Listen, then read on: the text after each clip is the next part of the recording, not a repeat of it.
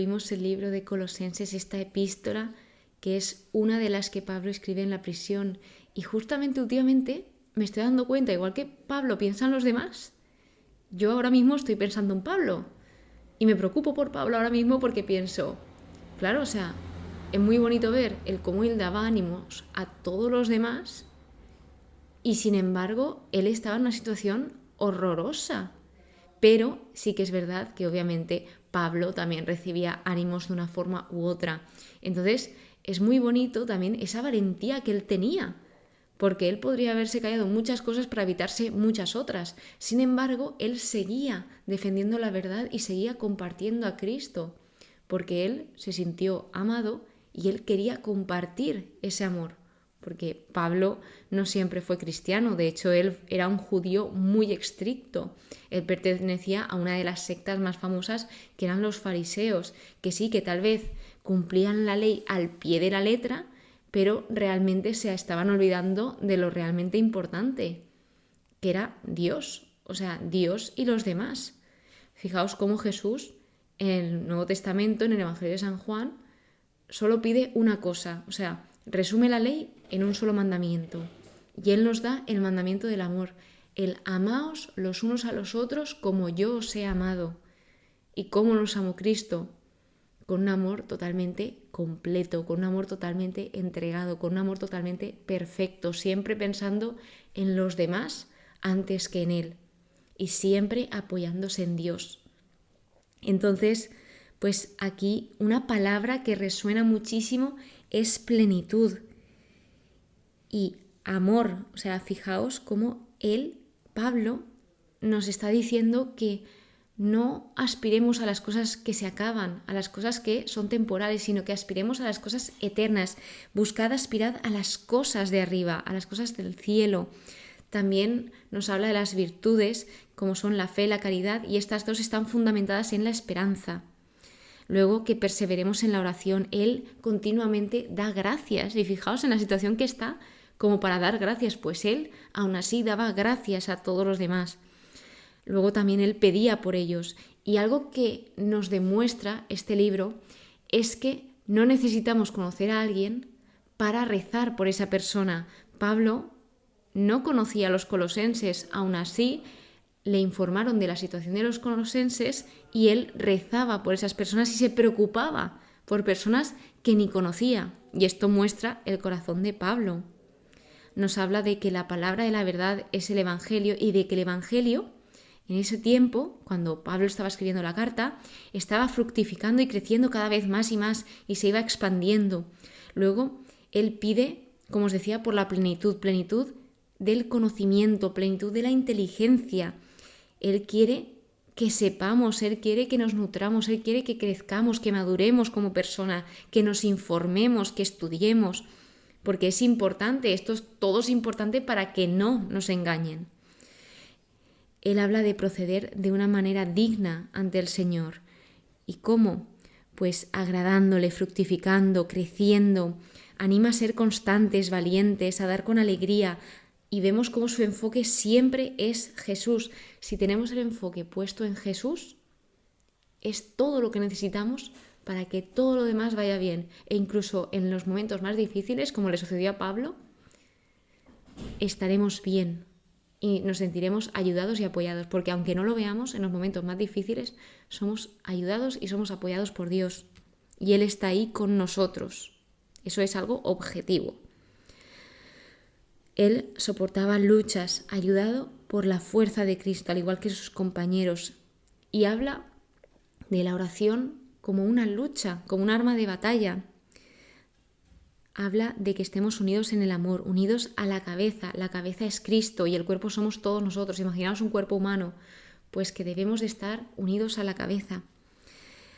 Advierte, como os decía, para que nadie les engañe. Habla de consolar, porque todos necesitamos ser consolados y también necesitamos consolar a los demás. Nos invita a vivir, permaneced arraigados, edificados según Cristo, en Cristo. Mirad, que nadie os esclavice. Dios nos dio la libertad y Dios lo que quiere es que seamos libres. Y había muchas personas que se aprovechaban de los demás para que fuesen sus esclavos, o incluso sin darnos nosotros cuenta, somos esclavos de nuestros deseos, de nuestras pasiones.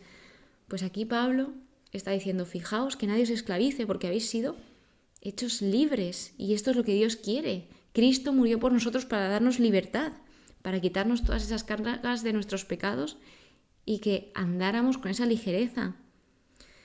De nuevo destaca el crecimiento. ¿Cómo alcanzar la plenitud? En Cristo, porque Cristo es verdaderamente hombre y verdaderamente Dios. El bautismo, que en el bautismo, cuando nosotros nos bautizamos, somos sepultados con Cristo. Y la fe en la fuerza de Dios, con ellos somos resucitados con Cristo.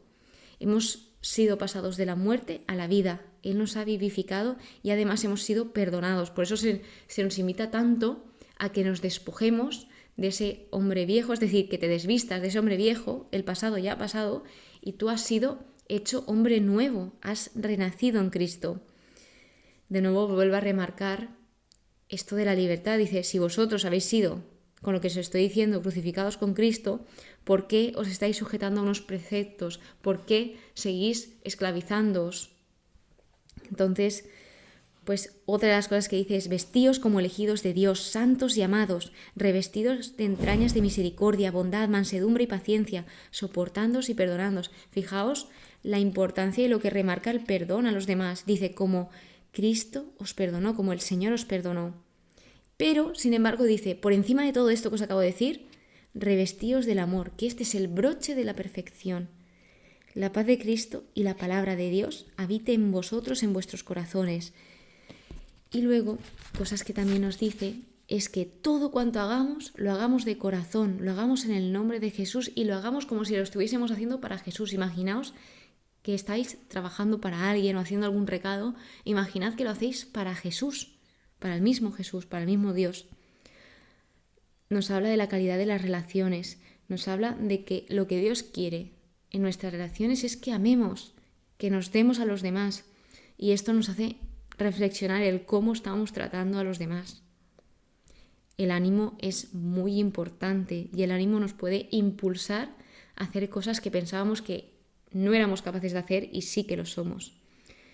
Está bien el compartir lo que sabemos con los demás y fijaos cómo Pablo era muy sincero. O sea, esto es una carta normal, tú la lees y está escrito pues con un esquema de carta. Total, o sea, es muy sencillo y es precioso cómo él se hace también cercano a los demás y cómo se expresa, cómo se siente. Y esto es muy bonito, que él no esconde nada, sino que él dice cómo se siente en todos y cada uno de los momentos. Algo curioso de esta carta a los colosenses es que aquí sí que nos habla más directamente de Dios, porque también aparece un himno cristiano primitivo. Entonces nos dice que Dios, Jesús, es creador, todo fue creado por Él y para Él. O sea, que Jesús ya existía desde antes de la creación del mundo. Jesús Dios es eterno, es principio y fin, es cercano, dice, Cristo entre vosotros, la esperanza de la gloria, es verdad, poderoso, apoyo, ayuda. Cristo es todo y está en todos. Él nos capacita, nos hace capaces, incluso de lo que pensamos que no somos capaces. Dios no elige a personas capacitadas, sino que capacita a las personas que elige. Recordemos esto, es muy importante porque se nos olvida. Pensamos que para seguir a Cristo debemos de ser perfectos, no cometer ningún pecado. O sea, no, Dios te quiere tal y como eres. En Él no hay distinción y no hay favoritismos. O sea, Cristo rompe todas esas barreras. Él te ama tal y como eres y Dios capacita a aquellos que elige. Entonces, confía en Dios. Él nos libró, nos da libertad, nos trasladó al reino, nos perdonó. Él es misericordioso, es paz. Eso también lo resalta mucho. Cristo es paz. Nos reconcilió. O sea, Dios, a través de Cristo, nos reconcilió reconcilió a toda la humanidad con Dios. Actúa en nosotros. En Él están ocultos todos los tesoros de la sabiduría y de la ciencia. Esta carta también era una carta aclaratoria, porque había mucha desorientación, había mucha mezcla de creencias, no sabían qué estaba bien, qué no estaba bien. En Cristo reside la plenitud.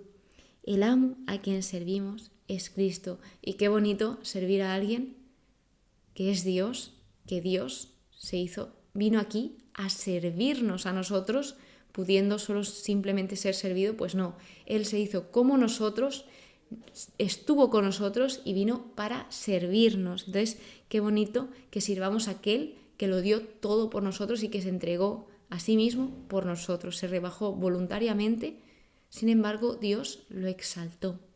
Esto ha sido, pues, un pequeño resumen de todo aquello que he aprendido en Colosenses. La verdad que las cartas de Pablo, ojo, hay algunas cartitas como esta de Colosenses que son 4 capítulos, que son cortas, pero ojo al contenido, ¿eh? Dicen muchísimas cosas y más de las que ni me habría dado cuenta. O sea, yo algo que me empecé a dar cuenta cuando empecé a leerlas es que son como muy teologales y entiendo por qué hay como muchísimos libros escritos incluso de un solo capítulo de una de sus cartas, porque habla de muchísimas cosas Pablo.